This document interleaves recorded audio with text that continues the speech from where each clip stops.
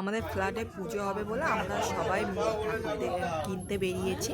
আর এই দেখো এখানে কত সুন্দর সুন্দর মা সরস্বতী, আর সরস্বতী ঠাকুরের মুখগুলো সবকটাই খুব সুন্দর। দেখো কত সুন্দর লাগে দেখতে। প্রথমে আমরা এই ঠাকুরটাই দেখেছিলাম যে আমরা এটা নেব, ঠিক আছে।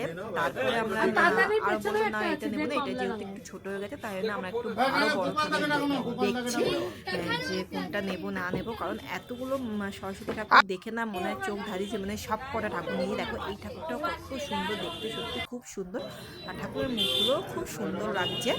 আর এখানে আমরা সবাই ফ্ল্যাটে সবাই গেছিলাম ঠাকুর কিনতে। আর এখানে সব করে দেখো এটা সাজ খুব সুন্দর লাগছে, সত্যি সুন্দর।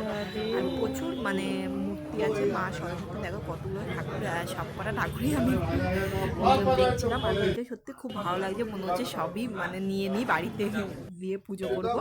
সবকটা সত্যি খুব সুন্দর, খুব পছন্দ হয়েছে সবকটাই।